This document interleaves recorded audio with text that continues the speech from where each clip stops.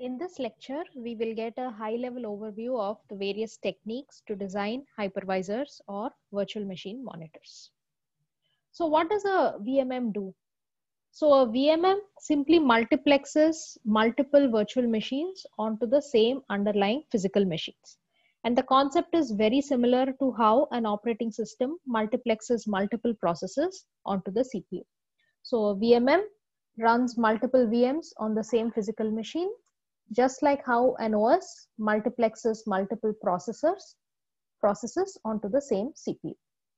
So the technique as such is somewhat similar, right? A VMM should perform machine switches. That is, it should run this VM for a little while, then save its context, then switch to another VM, run it for a little while, save its context, switch back to the previous VM or some other VM, and so on, right? So just like an OS performs context switches across processes by saving and restoring context, similarly, a VMM can multiplex multiple VMs on the same physical machine. The concept itself is straightforward. But there are some challenges in realizing this. What are these challenges?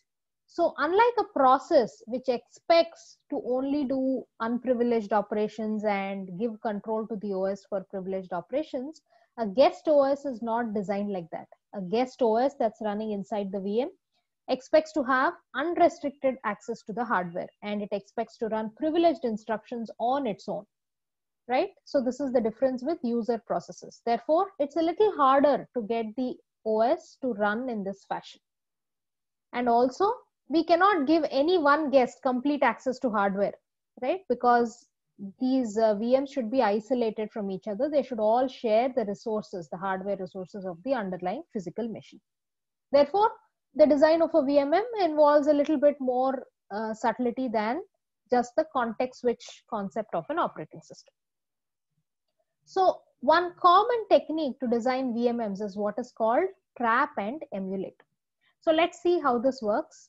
So we know that CPUs have multiple privilege levels. For example, x86 CPUs have what are called rings, and they have 4 rings typically. And user processes run in ring 3, which is the least privileged ring, and the operating system runs in ring 0, which is the most privileged ring. And privileged instructions are executed by the OS in ring 0. Now, here is one way you can design a trap and emulate VMM, right? The guest OS, so guest applications can run in ring 3, the VMM can run in ring 0, and the guest OS, because it is more privileged than the user processes and must be protected from these user processes, but it is not as privileged as the VMM, so therefore it can run in one of the intermediate rings, say in ring 1, right? So this is the fundamental idea of a trap and emulate VMM. The guest OS runs at a lower privilege level than the VMM and therefore traps to the VMM for any privileged operation, just like how a user process traps to the OS, right? So this is one possible idea how you can do a trap and emulate VMM with your guest applications in ring 3, the guest OS in ring 1, and the VMM along with the host OS in ring 0. So if it is a type 1 hypervisor, there won't be a host OS. If it's a type 2 hosted hypervisor, there will be a host OS. Whatever it is, the VMM runs in ring 0, right? And so how does this trap and emulate actually work?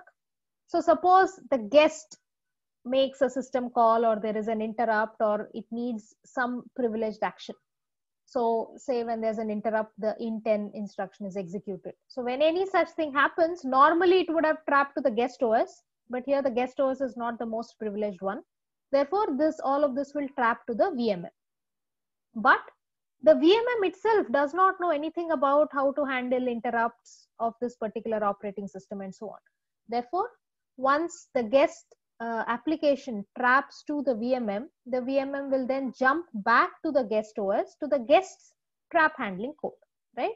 So the guest has a set of functions to handle the trap. So the VMM will redirect to the guest OS's trap handling code, and the trap is normally handled by the guest OS.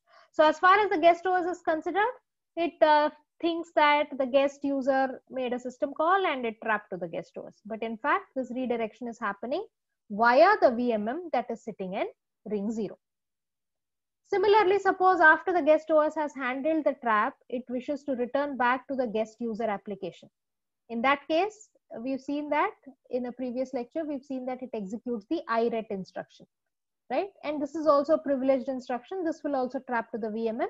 And now the VMM knows where to jump back to in the guest user code, and it will go back and jump to the guest user code, right? So the basic principle is as follows, right? Anytime the guest OS wants to perform any privileged action, those privileged instructions will not run in ring 1. Therefore, it will trap to the VMM, and the VMM will do whatever action is required. If it is return to user process, VMM will return to user process. If it is handling IO, VMM will handle the IO. If it is setting an IDT, setting CR3, any other access to hardware, the VMM will do the action on behalf of the guest operating system, right? And all of these sensitive data structures like the IDT, the page table, access to CPU registers, all of that will be handled by the VMM. And the guest, it thinks it is doing these operations, but those instructions will trap to the VMM and the VMM will handle it. Similarly, any user privileged action will first trap to the VMM, and then the VMM will invoke the corresponding guest OS code. That is, the VMM is kind of acting as sort of an intermediary between the guest user and the guest OS. So this simple design is called trap and emulate VMM design. Okay, and in principle, it is similar to how user processes trap to the operating system. It is just you're adding one more level of indirection in between. So what are the problems with this trap and emulate? It's not as straightforward to realize. So the first problem is that the guest OS may realize that it is running at a lower privilege level. Recall that some CPU registers actually indicate the privilege level. For example, if you look at the code segment in x86, you can find out what privilege level you are running at. So guest operating systems are written to run at the highest privilege level. In general, any operating system expects to run at the highest privilege level. So therefore, your guest operating system can read some register, find out it is not running in the most privileged level, and it can abort its operations. It can get offended, it can crash, it can do various things, right? So you're violating a fundamental assumption of operating system design by making the guest run at a lower privilege level. So a bigger problem is that some x86 instructions do not work as expected when invoked at a lower privilege level. So there are some x86 instructions which are what are called sensitive instructions. That is, they change some hardware state, but they can run both in privileged and unprivileged modes. Normally, if it is a sensitive instruction that is changing hardware state, you expect it to be privileged so that it can trap to the VMM, and then the VMM can emulate the hardware change. But some instructions in x86 change the hardware, but they will run equally well in privileged and unprivileged mode. So when the guest OS is running in ring 0, certain things will happen. When it is running in ring 1, it will not trap to the VMM, but it will continue to execute but do something else. It will have a slightly different behavior in ring 1 as compared to ring 0, but it will not trap and therefore cannot be emulated correctly by the VMM. So as a result, what is happening? The operating system, if it runs in ring 1, it will behave incorrectly. It will not trap and it will behave incorrectly. Right? So we will soon see an example of this to make this point clearer. But before that, why are all these problems coming up in general? It seems like a bad idea to make a sensitive instruction unprivileged or amenable to running in unprivileged mode. So why did this happen? So this happened because nobody expected virtualization to take off back in the olden days when x86 was being designed, right? So the instruction set architecture of x86 is not easily virtualizable, and it was not designed with virtualization in mind. Everybody just assumed that operating systems will always run at the highest privilege level, and therefore these kind of corner cases were not thought about. Okay, so let us see an example of this problem. So some x86 background. So E flags is one of the CPU registers in the x86 CPUs.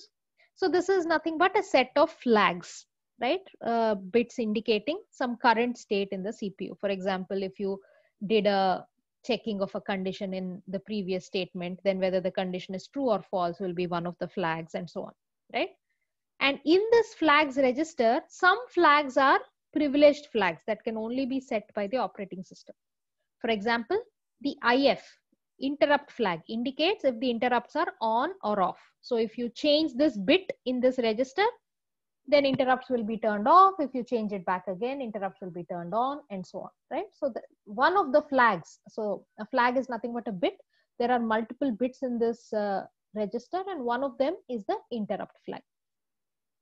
Now, there is an instruction. So this is a register, and there is an instruction, popf, in x86. What does this popf do? It pops the value from the top of the stack and writes it into the eFlags register. So this is a common way in which you will write to the eFlags register, in which any process or the OS can change the eFlags register, which is you put something on the stack and then you do popf, and the value on the stack is written into the eFlags register. Now this popf instruction can run both in privileged mode and unprivileged mode. So if this eFlags is executed in ring 0 in privileged mode by the operating system, all the flags are set. Whatever is there in the top of the stack, all the flags are written correctly into the CPU's register.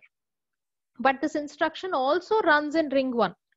If it is run in ring 1, only some flags are set. Only those flags that are accessible to unprivileged programs will be set.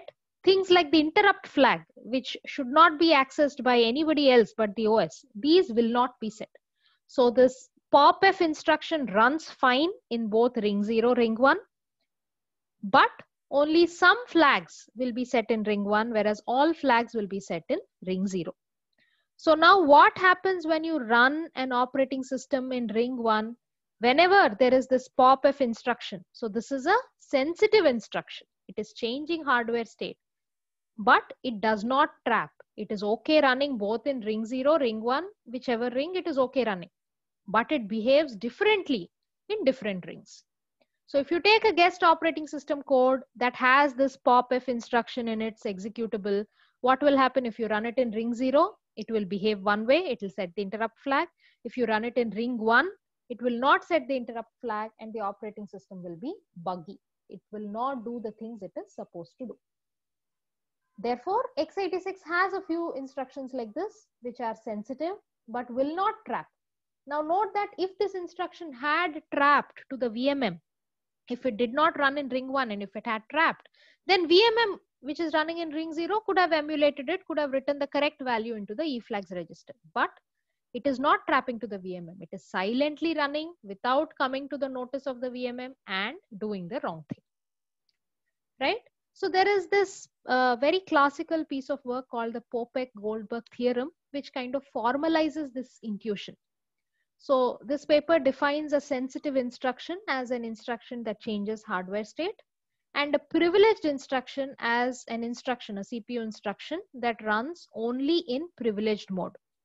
That is, if it is run in any other ring other than ring 0, it will trap to the VMM or the host operating system in ring 0. So this paper, the theorem, the Popek-Goldberg theorem, states that if you want to build a VMM efficiently using this trap and emulate method, then the set of sensitive instructions should be a subset of the set of privileged instructions. That is, any sensitive instruction should always be privileged. It should always trap to the VMM so that the VMM can do the privileged operation. The VMM can emulate the privileged operation.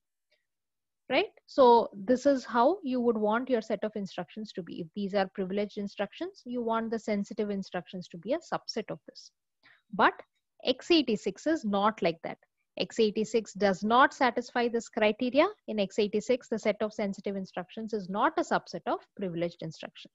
Therefore, it is not easy to build a trap and emulate based VMM for x86. And therefore, people have proposed many techniques in order to virtualize x86 properly, which we will study in this course. So what are these techniques? Here is a brief overview, and we will devote separate lectures to each of these techniques later on. But here is a brief overview. So the most obvious technique is what is called para-virtualization. That is, you go ahead, rewrite the guest OS code, remove all of these privileged operations from the guest OS code, make the guest operating system aware that it is being virtualized, and in this manner, you will rewrite the guest OS code. So the guest OS will no longer think it has complete access to hardware. It will no longer invoke privileged operations. Instead, it will make hypercalls. Just like user processes make system calls to the operating system, the guest OS will make hypercalls to the VMM, which are very much like system calls, in order to request privileged actions. But it will not go ahead and assume it has all the privileges. Right? So this is a neat idea. It's easy to implement. The popular Zen hypervisor is an example of it. But the biggest disadvantage of para-virtualization is that you need OS source code changes. You cannot just download an arbitrary Linux kernel and expect to run it in a para-virtualized VMM. You will have to have a separate source code that is modified like this. It cannot work with generic unmodified operating systems. So that is the disadvantage of para-virtualization. Otherwise, the idea itself is fairly straightforward and easy to implement. The next idea is what is called full virtualization. In full virtualization, you do not change the source code. Rather, you take the compiled binary of the operating system and you translate the CPU instructions and in order to make them virtualizable. For example, if there are sensitive but unprivileged instruction, you can modify it in order to trap to the VMM. So you will change the CPU instructions of the guest OS and not the source code. So the advantage is that since you're working with a compiled OS binary, you can work with unmodified operating systems. You can take existing operating system images and run them in a full virtualization based VMM. And this translation, it doesn't have to be done upfront, right? You don't have to translate the entire operating system code. You can translate dynamically on the fly, as and when whatever code you need, you translate it, right? So because of this translation, this is higher overhead than para-virtualization. But the advantage is that you can take any existing operating system and run it inside a VM, right? So this technique was first pioneered by VMware in their VMware Workstation VMM. And this is called full virtualization. So the most common technique used today, the third technique, is what is called hardware assisted virtualization. So this is what is used by the KVM KMU hypervisor in Linux. So this virtualization technique takes help from the hardware. The CPU is now aware of virtualization and it has a special mode of execution in which virtual machines can be run. Note that this is a recent addition to CPUs. So x86 and AMD, Intel, all major CPUs have this support. And this is only available in modern CPUs, but most modern CPUs today have this support, right? So what is this VMX mode of execution? So x86 normally has 4 rings in the regular non-VMX, what is also called root mode. And it also has another parallel 4 rings in this special VMX mode. So now the guest OS runs in ring 0 of this special VMX mode. So the guest application runs in ring 3, guest OS runs in ring 0 in the special VMX mode. So you don't have to run the guest OS in ring 1 and run into all of those issues that we've seen before. So guest OS is happily running in ring 0 itself. But then how does the VMM retain control?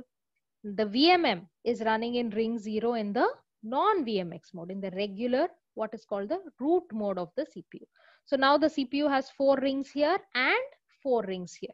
And this is the regular mode. Now, anytime the VMM wants to run a guest OS, a VM, it will switch to this VMX mode and run the guest OS in this special ring 0 of the VMX mode. But note that this ring 0 is not equivalent to the regular ring 0. It is not as powerful. The VMM can configure at what points the guest OS has to trap back into the VMM. That is, it can configure certain instructions or events which will cause the guest OS to come back to the VMM and exit to the VMM. Okay, so the VMM still retains some control. This ring 0 is not like the regular ring 0 where the guest OS has full control. Anytime the guest OS does certain privileged actions, certain privileged instructions, the VMM can configure it to trap back to the regular ring 0 so that the VMM can take the suitable action, right? So here the guest OS is happy that it's running in ring 0. At the same time, the VMM has retained control over the guest OS execution, and the guest OS will not have full access, cannot perform all privileged operations on the hardware. Right, so this is the third technique, hardware assisted virtualization, and this is what is most commonly used today since most CPUs come with this virtualization support today. So now let's briefly also talk about, so that was how to virtualize the CPU, how to get multiple guests to run on the CPU. Now how do you virtualize memory? So what is the problem here? So the guest has a virtual address space, and every process is divided into pages and assigned virtual addresses, and these are mapped into physical addresses in the guest's physical address space. That is, the guest thinks it has some RAM from 0 to some value, and these pages are assigned physical addresses in the guest physical address space, and this mapping is captured by the guest page table. But in reality, the guest does not have access to all the RAM. It only gets a portion of the RAM, and multiple guest physical addresses are placed in the actual host physical address space, right? What the guest thinks is its physical address X can actually be some other physical address in the actual physical address space of the host. In the host or the machine physical address space, this physical address X of the guest can be something else. And this mapping is captured by the host page table, right? So you have the guest virtual address to guest physical address mapping that is captured by the guest page table. And in this mapping, the guest assigns all physical addresses from 0 to whatever RAM size it thinks it has. But in reality, whatever RAM is given to the guest is actually just a slab of memory that is distributed across multiple physical frames in the host memory. And the host or the VMM has this guest physical address to host physical address mapping. Now there are two different page tables, right? Two different mappings. Which one should the MMU use? So there are two techniques in which you can provide the correct page table to the MMU. The first one is what is called shadow paging. In shadow paging, what the VMM does is it creates a combined mapping of both these page tables. That is, from a guest virtual address to the actual host physical address, it creates a mapping. And this combined page table is what is given to the MMU, right? And this is called the shadow page table. So every time the guest page table changes, the shadow page table has to be updated, and the VMM keeps track of the changes to the guest page table. The second technique is what is called extended page tables or EPT. Here, again, the hardware is aware that there is virtualization, that there are two separate page tables, and the hardware, the MMU hardware, instead of taking one pointer, instead of CR3 pointing to just one page table, now the MMU hardware takes two different pointers to two different page tables.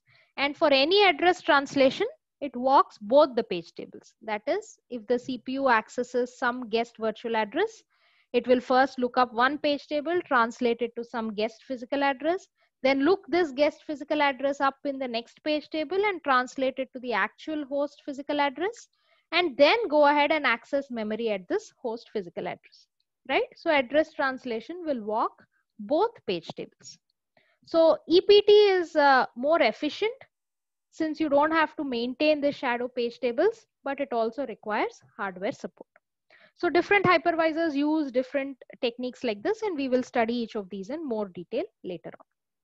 And finally, just touching upon IO virtualization. How are IO devices virtualized? So every guest OS assumes it has access to all the IO devices like keyboard, mouse, and hard drive, network card, and so on. But if there are multiple VMs running, the hypervisor cannot give complete access to any one guest, right? So the guests should share these IO devices. And how is this done? There are two main techniques for IO virtualization. So the first is what is called emulation. That is, whenever the guest OS does some IO operation, It traps to the VMM, like in a trap and emulate VMM design. And then the VMM, actually the host, does the IO operation on behalf of the guest and returns the data back to the guest, right? So whatever IO operations happen, they are emulated by the VMM. And the next technique is what is called direct IO or device pass-through. That is, some IO devices have this ability where they can be divided into multiple slices, and each slice can be given to a separate VMM, right? So when the hardware device has this capability, we can also do device pass-through, which is faster and easier than emulation, right? So this is an active area of research. There are a lot of optimizations on these simple ideas that we will study later. So to summarize, in this lecture, we have seen what are the various techniques for CPU, memory, and IO virtualization. You can do CPU virtualization via para-virtualization by rewriting the guest OS source code to be aware that it's being virtualized. You can do it via full virtualization, where you translate the operating system binary on the fly dynamically in order to be virtualizable. Or you can take assistance of the hardware CPUs that have a special virtualization mode and run your guest OS in this virtualization mode. Similarly, there are two techniques for memory virtualization. When hardware support is not available, the VMM can maintain shadow page tables. And when hardware support is available, two separate page tables can be given to the MMU. And IO virtualization is also done via emulation or via device pass-through if the IO device has the capability. So there are multiple VMMs out there that use some combination of all of these techniques to virtualize CPU, memory, and IO. And we will study each of these techniques in more detail in the upcoming lectures.